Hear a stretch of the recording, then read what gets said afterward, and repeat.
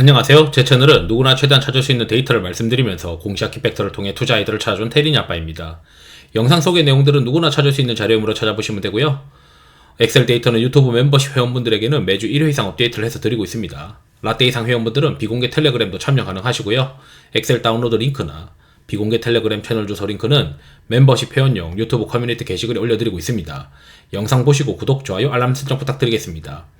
유사투자자문 법령으로 인하여 댓글 기능을 정지해 놓았습니다. 양해 부탁드리겠습니다. 이 감독원에서 이제 보도자료가 나와 있는데, 이 전환사채 발행 관련된 규정이 이제 개정됩니다. 이게 이제 어떤 함축적 의미를 가지고 있는지 이런 것들을 같이 한번 보도록 하겠습니다. 요거는 이제 디스클레이머고요. 이제 보도자료에서 이제 보게 되면 이 전환사채 제도 개선을 위해서 증발공 공시를 규정을 바꾼다라고 되어 있고요. 우선 이제 핵심적인 건 뭐냐면, 이제 전환사채를 발행을 하면서 콜옵션을 이제 지정을 해요. 이 콜옵션이 이제 회사 또는 회사가 지정하는 자라고 되어 있거든요. 그래서 이런 것들이 결국 이제 최대주주가 돈을 벌기 위해 하는 거 아니냐. 그리고 이제 이걸 또 재매각한 다음에 뭐 주식으로 전환하면서 불공정 거래 뭐 저쩌고 하고 있는데, 이거는 이제 뭐 발행 조건을 투명하게 하겠다.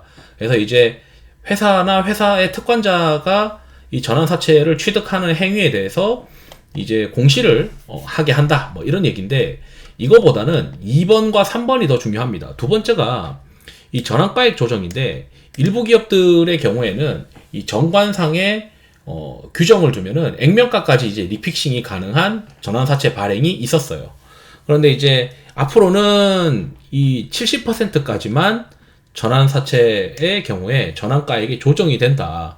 그러니까 70% 이상의 어떤 조정을 원하는 전환사채를 발행을 하려면 주주총회 특별결의를 해라. 이거는 앞으로 절대 못할 겁니다. 주주총회 특별결의에서 전환사채 투자자들이 액면가까지 주가가 떨어졌을 때 액면가까지 떨어지는 액면가 리픽싱 조항을 들어가 있는 전환사채를 발행할 수 있는 가능성이 없는 거죠. 그래서 이제 주주총회 특별결의에서 이게 통과될 수가 있겠습니까? 거의 안 된다고 보는 게 맞겠죠. 물론 이제 최대주주의 지분율이 30% 이상인 경우에는 이 최저 한도 제한을 굉장히 높여 있는, 뭐 액면가까지 리픽싱. 그럼 예를 들어 뭐 액면가가 500원이면은 전환가액이 500원까지 또 떨어질 수 있는 거거든요.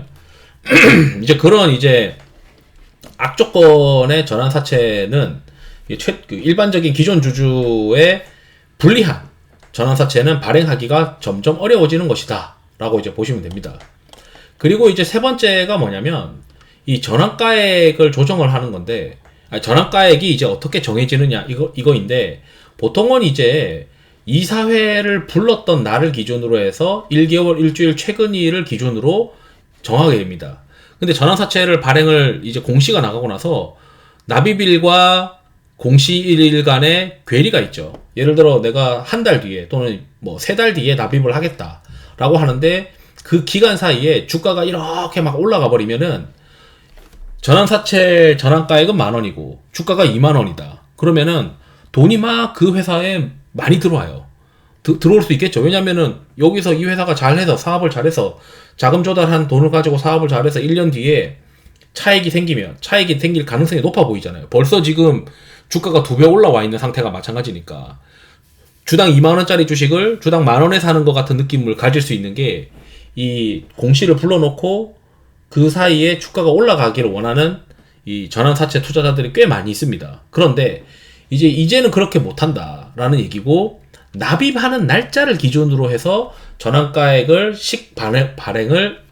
전환가액을 산정을 한다라는 거죠. 이 말은 거의 돈을 넣는 시점에 주가와 근사값으로 이제 전환가가 산정이 된다는 거니까, 회사의 펀더멘털과 회사의 영업 환경 이런 것들을 더 따지는 전환사채 투자자들이 많아질 가능성이 높다라는 걸로 해석이 됩니다.